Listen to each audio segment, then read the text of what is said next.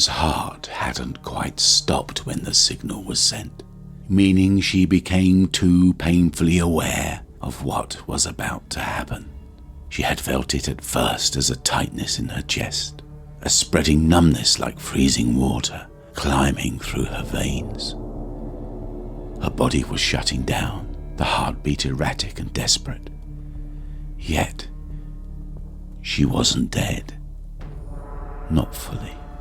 Something had gone wrong. Her mind buzzed, thoughts fragmenting in the glowing darkness. But the signal, that tiny pulse from the depths of her being, had already been sent. Through the growing haze of her fading consciousness, Jane felt a strange presence. The light began to flicker. Once, twice, before the bulbs blew with a deflating hiss. The air felt thick, humming as if charged with some unearthly energy. She wanted to scream, to move, but her body had become a cage, locked in paralysis. Outside the window, the sky began to darken unnaturally, as if the sun had blinked out of existence.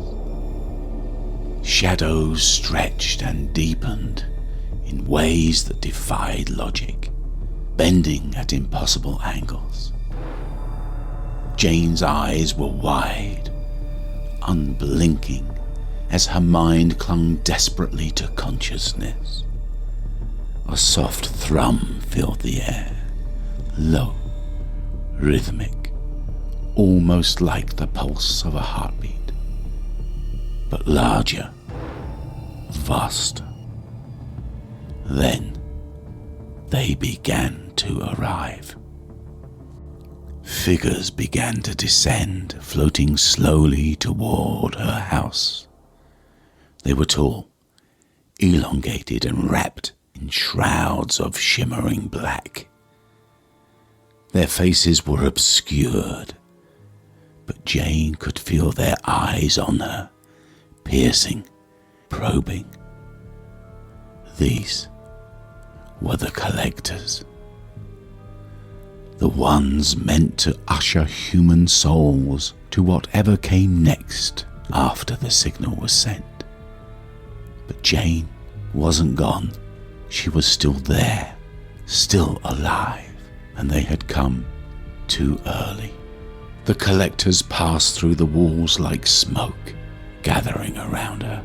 Their forms shifted and flowed like liquid shadows, murmuring in a language she could not understand, their voices deep and discordant. One of them approached her, extending a hand with too many fingers, each joint bending unnaturally. "This is not correct," the voice reverberated in her mind, a cold metallic echo that made her teeth ache.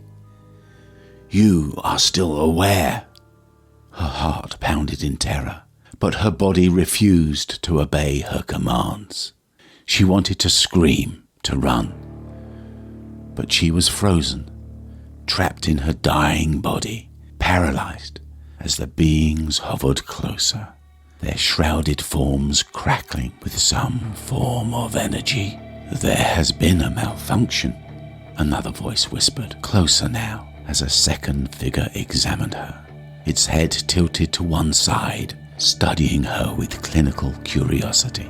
"The transducer misfired. The life signal was sent prematurely." A third one joined them, its form even larger, more imposing. "A rare occurrence. She is not yet beyond. She exists between." Jane's mind screamed, a cacophony of thoughts racing through her fractured consciousness. She wasn't supposed to know any of this. Humans weren't meant to witness this process. She was caught in some terrible glitch, a living being mistaken for the dead. The collectors moved with increasing agitation, their forms flickering and shifting, their alien conversation growing more intense. Then they stopped. The largest one turned toward her, its obscured face inches from her own. Jane felt a wave of cold, so intense it felt as though it might freeze her very soul. The figure leaned closer, and for the first time, it spoke directly to her. The connection you know as life and death is maintained by us, it said, its voice a deep echoing vibration that filled her mind. Each human heart carries a transducer, so small you cannot see it, placed there at your birth. This device sends a signal when your life is meant to end. We came to retrieve your essence, but the signal in you was sent too soon. Jane's eyes widened, the horror of her situation sinking in. Why do you need to control death? She tried to ask, but her voice didn't work. The creature must have understood her thoughts because it answered anyway. It is not control. It is order. Without the connection, chaos would consume your kind. Life must have an end, and the transducers ensure the moment of passing is precise. We guide the essence beyond. Without us, you would linger, a world of the living and the dead. Jane's mind reeled. She had never imagined death to be managed like this, so clinical, so exact. And now? What happens now that I am still here? The alien paused for a moment, as if weighing how much to tell her. A rare error, it said, its tone much darker. Your signal came before your body was ready. You are not dead, but you cannot live as you were. You are between states, existing in a place humans are never meant to be.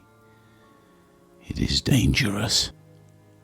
The creature's shadowy form seemed to flicker, and the other collectors murmured, exchanging thoughts in a language Jane could not decipher. Then one of the other beings moved forward, its voice sharper. Your kind interferes, pacemakers, machines of metal and current. Foolish things you created to extend life. They distort the signal. The day your species invented them, we regretted allowing you to develop. The words rang through Jane's mind. The collectors weren't just guides.